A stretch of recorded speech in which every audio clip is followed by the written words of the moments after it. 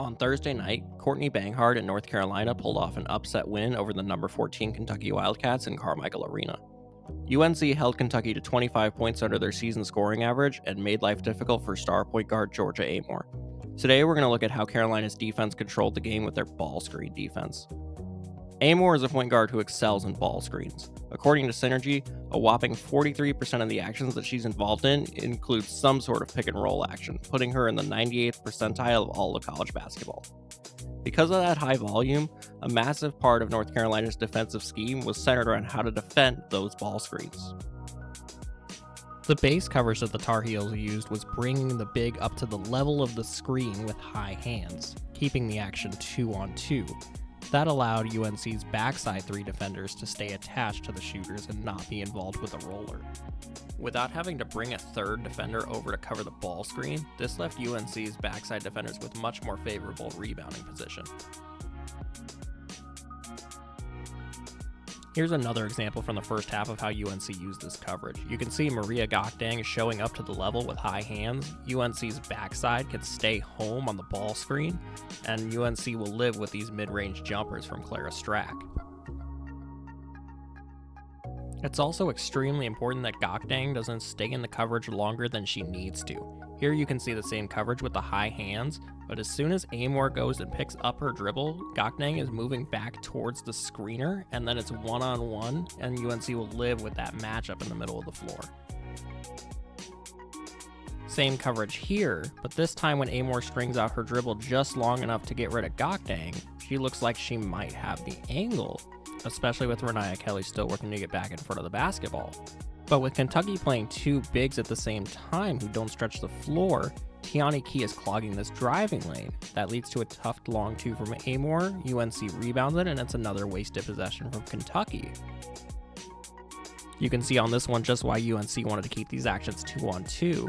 Here, Gokdang loses Amore in containment, allows her to get into the lane. India Navarre now has to step up and help, and it's two free throws with a chance to cut the lead to 6 before halftime.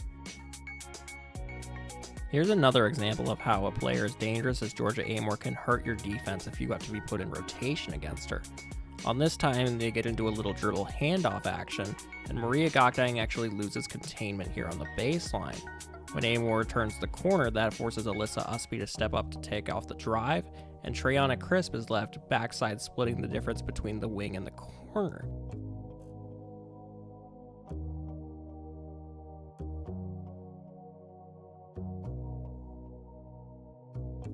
With Gokdang on the bench, bigs like Sierra Toomey would play more drop coverage underneath the screen, still keeping the action 2-on-2, and forcing Clara Silva to beat Toomey one-on-one off the dribble, and it forces a travel on this possession.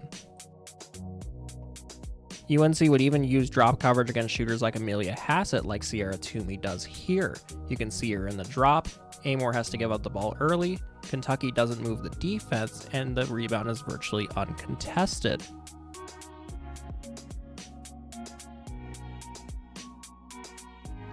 Towards the end of the first half, UNC even employed a little bit of ice coverage, with Treyana Crisp forcing the ball away from the screen towards the baseline. Sierra Toomey is still in that deep drop to try and contain the basketball, and while this does give up the open pick and pop 3 with Sierra Toomey having to close out a great distance, the ball still sticks on one side, and because UNC isn't in rotation, the rebounding numbers are magnificent.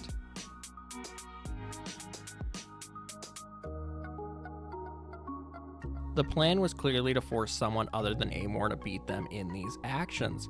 Here you can see Georgia stringing out that dribble to try and move Gokdang back towards the roller, which does work to get her an angle initially, but now it's Sierra Toomey's turn to step up and stop Amore's drive, even if it means leaving Hassett open for 3. The ball never hits the paint, there's 5 white jerseys around the hoop, and it's a rebound and a stop for Carolina. Sometimes the best option for Carolina's defense was to help off the weakest shooter on the floor like they do on this possession. Here when Amore gets a screen and then a rescreen, she strings out that dribble again, trying to create a driving angle by moving Gokdang back towards the roller, which she does, but now Treyana Crisp can help off the strong side corner, which would normally be a cardinal sin, but Lexi Blue is in the corner. who's 1 for 10 from 3 entering the ball game. Amor gets shut off on the drive, Crisp closes out, and it's another stop for the defense.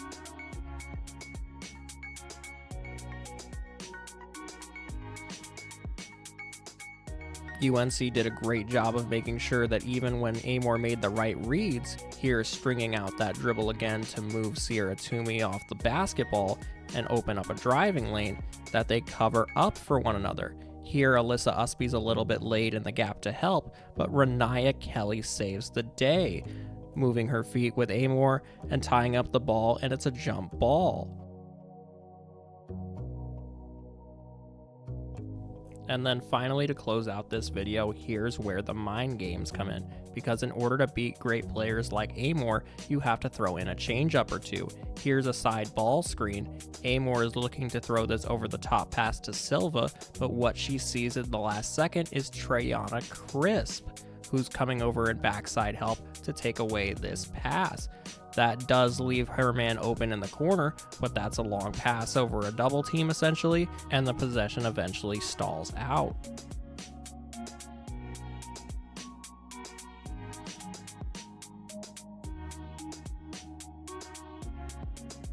Take a mental note of how UNC guarded that last possession, because now it's time for 3D chess. Here's the same side ball screen for Amor. She's expecting Lexi Donarski to pull over and help, and then she can dribble over and then throw that corner skip pass. But by the time that Amor dribbles over to the other side, she sees Lexi Donarski and she hasn't moved to take the roller. All she sees is Lexi closing out to the corner, and she never sees the wide open Clara Strack underneath the rim. Kentucky's offense then loses its advantage, plays a little drive and kick game, and Renaya Kelly chases Amor all the way to the other side of the floor to contest this shot. Carolina has now won 5 straight games on the strength of their defensive versatility and connectivity on that end of the floor. Combine that with a new look offense that prioritizes space and three-point shooting, and you have a juggernaut in Chapel Hill that nobody will want to play in March.